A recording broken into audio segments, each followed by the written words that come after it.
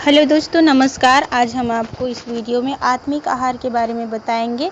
जिस प्रकार शरीर को हष्ट-पुष्ट रखने के लिए हमको भोजन की आवश्यकता होती है, अनेक प्रकार के विटामिन्स लेते हैं, उसी प्रकार आत्मा की भी आहार होती है, इसके बारे में बताएंगे।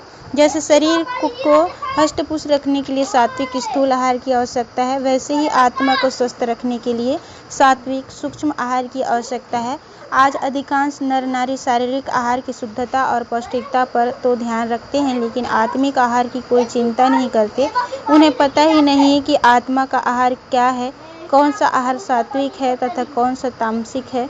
अज्ञानता के कारण आज प्रायः सर्व आत्माएं तामसिक आहार ग्रहण करती जा रही है। इसका घातक परिणाम हमारे समक्ष दिनों दिन बढ़ती हिंसा, अराजकता, छल कपट, पापाचार, भ्रष्टाचार तथा दुख अशांति के रूप में विद्यमान है।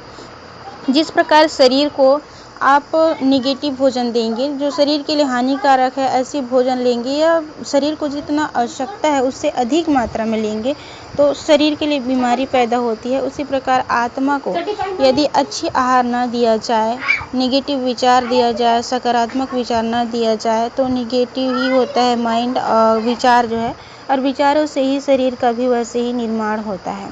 तो आत्मा के सूक्ष्म आहार और उनका अंतर्मन पर क्या प्रभाव होता है, आगे सुनिए। आत्मा सूक्ष्म है, अतः उसका आहार भी सूक्ष्म है।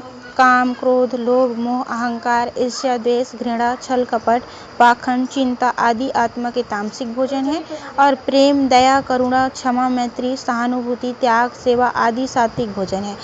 अब आप स्वतः सोच सकते हैं कि आपका आत्मिक आहार सात्विक है या तामसिक। क्या आप काम वासना से पीड़ित होकर संतप्त हो नहीं रहते? क्या आप क्रोध की अग्नि में निरंतर अपने को जलाकर शक्तिहीन तो नहीं बनते रहते? क्या ऐसा तो नहीं है कि जब कोई मनुष्य आपका नुकसान करता हो तो आप स्वयं भी क्रोध में जलने लगते हैं? एक तो किसी ने आपका नुकसान किया और दूसरे आप उसके प्रतिकार में क्रोध में जलकर अपना और नुकसान कर रहे हैं। कितनी महान अज्ञानता और घोर मूर्खता है यह। जब हम किसी को दुख देने का विचार मन में लाते हैं तो सर्वप्रथम द्वेष, चिंता और भय से स्वयं दुखी होते हैं। साथ ही हमारा अंतर्मन अपने प्रति वही भाव पैदा कर लेता है। दूसरों से द्वेष का अभ्यास करने वाला व्यक्ति आत्मद्वेषी बन जाता है। दूसरों को भयभीत रखने वाला व्यक्ति अकारण भय का रोगी बन जाता है। दूसरों को धोखा देने में अभ्यस्त व्यक्ति का अंतर्मन स्वयं उसका विश्वास नहीं करता। मनोविज्ञान का यह सिद्धांत है कि मनुष्य की विनाशक मानसिक प्रवृत्तियां अंततोगत्वा उसके लिए ही विनाशकारी बन जाती है। दूसरों के प्रति बुरी भावना मन में लाने से वैसी ही भावना अपने आप के प्रति हो जाती है। पर घात की मनोवृत्ति अंततः आत्मघात की मनोवृत्ति में परिणत हो जाती है। जो दूसरों के लिए सांप बिच्छू पालता है वह स्वयं उन्हीं के द्वारा डसा जाता है। दूसरों को कष्ट देने वाले व्यक्तियों को असाध्य मानसिक और शारीरिक रोग हो जाते हैं। बहुत से शारीरिक रोग मानसिक रोगों के रूपांतरण है और उन्हों को होते हैं जिनकी आत्मा पाप के बोझ से लदी है और जिन्हें किसी प्रकार का बाहरी दंड नहीं मिले। पापी सदा मानसिक बेचैनी की अवस्था में रहता है, जिससे उसे मानसिक और शारीरिक रोग हो जाते हैं। यह पाप का प्राकृतिक प्रायश्चित है। इससे बच जाने पर मनुष्य अज्ञात प्रेरणा से प्रेरित होकर अपराध करने लगता है। जो प्रेरणा अपराध उत्पन्न करती है वही उन भूतों को कराती है जो अपराधी के पकड़े जाने का कारण बनते हैं। इस प्रकार आत्मा अपने पापों के लिए स्वयं को दंड देती है। घृणा आत्मा के लिए विष है। दूसरों के प्रति घृणा अंततोगत्वा अपने प्रति घृणा से परिवर्तित हो जाती है। दूसरों को पीड़ा देने की इच्छा अपने को पीड़ा देने की इच्छा है। मनुष्य की कलुषित भावनाएं कालांतर में रोग के रूप में बाहर आ जाती है। रोग के द्वारा आत्मा को यंत्रणा मिलती है और विकार बाहर निकलते हैं। अपने आप से घृणा करने वाला व्यक्ति घोर मानसिक यंत्रणता भोगता है।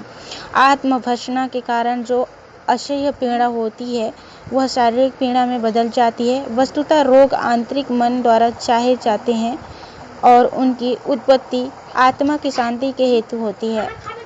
प्रबल मानसिक क्षोभ को आत्मा सहन नहीं कर पाती, अतः उसे मिटाने के लिए बीमारियों की उत्पत्ति होती है।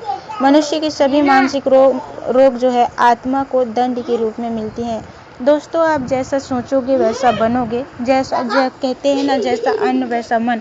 तो जिस प्रकार का आप अन्न ग्रहण करेंगे, शारीरिक रूप से जो अन्न ग्रहण करते हैं वो शरीर की परिणाम स्वरूप कि शरीर रोगी है कि स्वस्थ है, उसी हिसाब से पता चल जाता है कि हम कौन सी भोजन को किस प्रकार करना चाहिए और कौन सी भोजन को नहीं करना चाहिए। यदि नुकसानदेह भोजन को ग्रहण करेंगे तो स्वाभाविक सी बात है, शरीर में पीड़ा होगी, शरीर में बीमारी आएगी।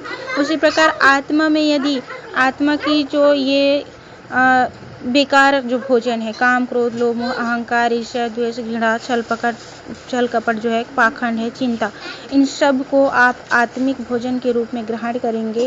इन सब को आत्मा को यदि भोजन कराएंगे तो सिंपल सी बात है, उसका जो परिणाम है वो बुरा ही निकलेगा।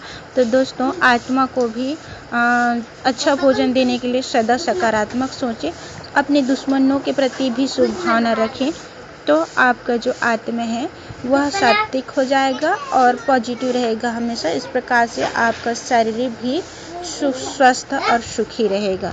नमस्कार दोस्तों, हमारा यह वीडियो पसंद आया हो तो वीडियो लाइक करिएगा, कमेंट ज़रूर करिएगा और चैनल सब्सक्राइब करिएगा, ताकि और भी अच्छे से अच्छे वीडियो आपके लिए ला सकें।